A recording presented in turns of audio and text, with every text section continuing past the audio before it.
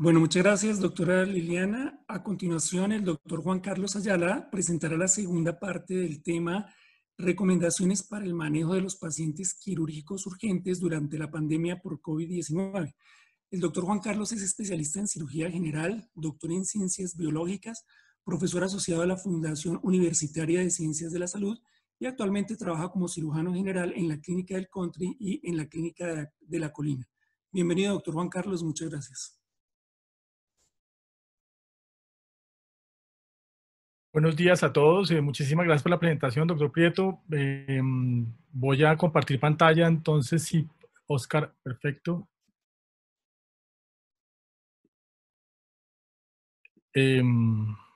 Por favor, me avisan si se ve bien.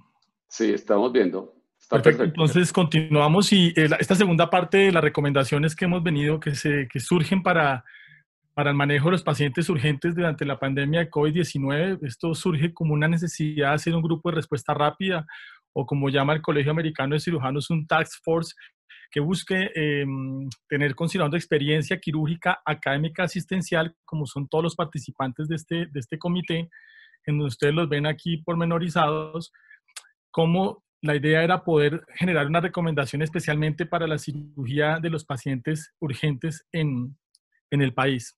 La intención de estas guías, ya lo dijeron previamente, pero la idea es que sean de aplicabilidad nacional y que puedan utilizarse en todo el territorio nacional y se puedan adaptar según los recursos disponibles de cada institución.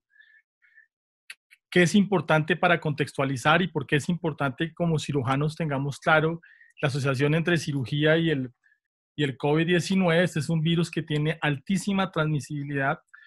Si hablamos del número básico de reproducción que se entiende como el R0, cuando es mayor a 1, esto implica que la velocidad de diseminación es alta y que la tasa de infección crece de forma exponencial.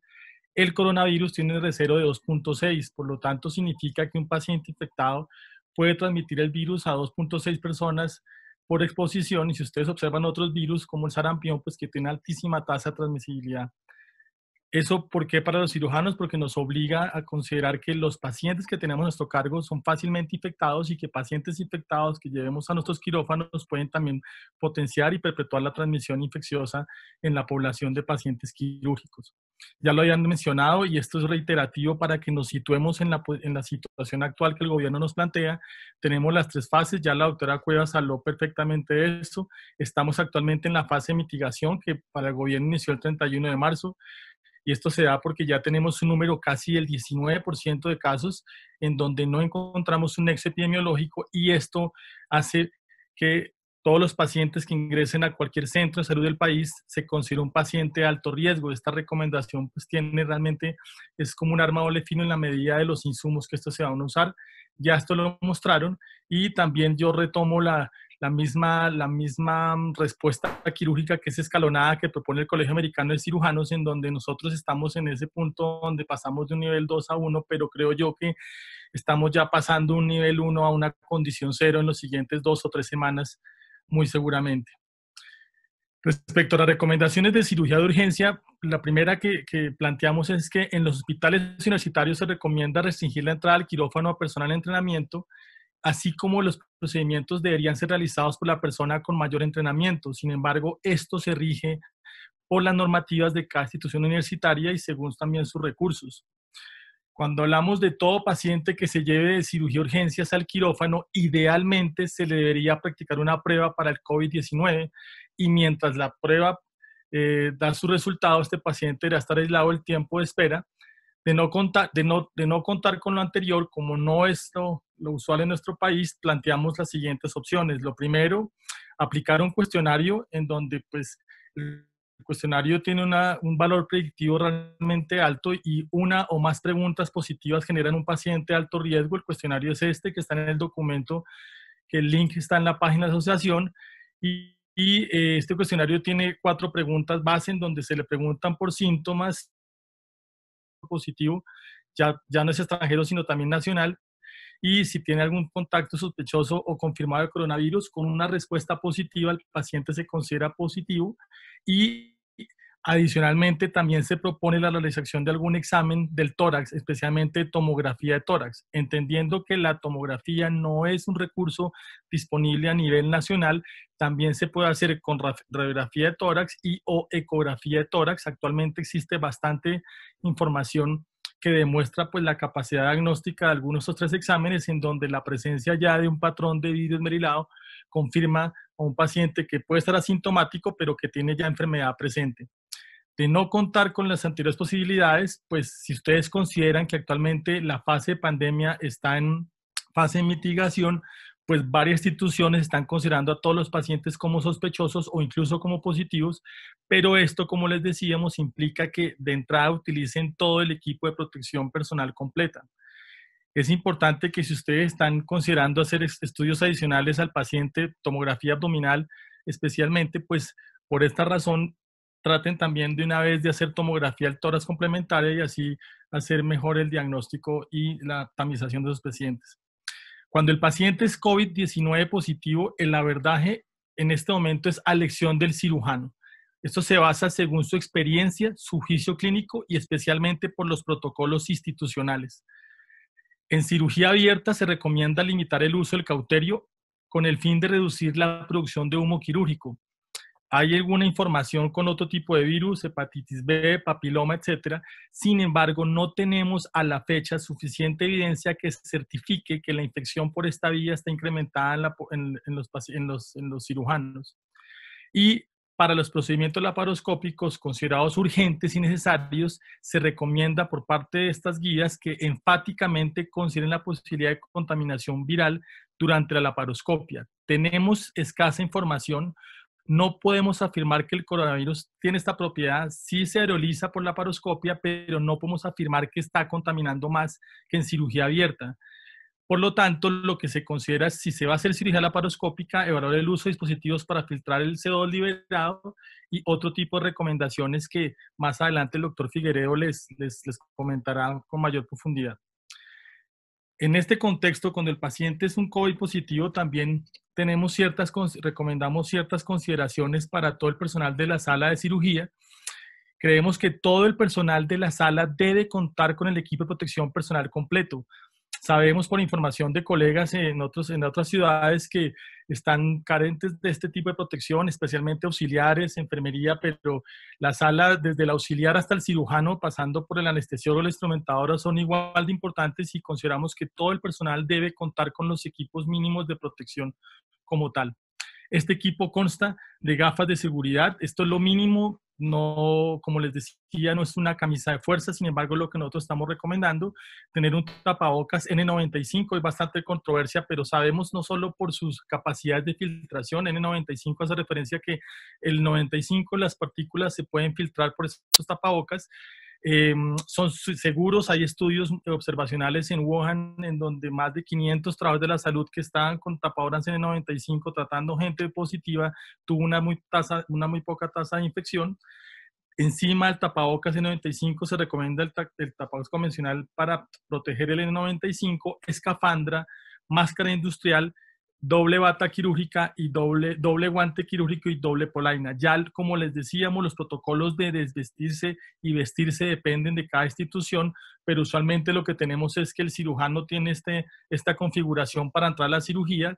Ahora están entrando otro tipo de máscaras cuya efectividad pues están en este momento en estudio, no se sabe y se ha venido en aumento y en auge en Colombia vendiéndose en toda la población de personal quirúrgico, pero pues en estos momentos es lo que tenemos recomendado. Respecto a las recomendaciones para el manejo de la sala COVID para el paciente con COVID-19, se debe asignar una sala para el manejo de los pacientes positivos y si es posible la cirugía, esto se debe realizar en salas de cirugía con una sala que tenga presión negativa para que se reduzca la diseminación del virus más allá del corredor y las otras salas aledañas. Cuando la sala no cuente con sistemas de presión negativa, el intercambio de pacientes debe realizarse con un mínimo de tiempo de 30 minutos para que tengamos un promedio de intercambio de aire seguro. Y se debe en lo posible disminuir el tráfico y el flujo de aire contaminado cerrando todas las puertas de los quirófanos durante la cirugía con una sola posible ruta de entrada y una sola ruta de salida. La idea es que solo entre a la sala el equipo y los medicamentos necesarios y se reduzca la entrada de elementos que no son importantes, celulares, baffles, etc. Durante la inducción y la intubación e inducción anestésica, pues la idea es que es solo el anestesiólogo con auxiliar y después entra el cirujano, instrumentadora y ayudante.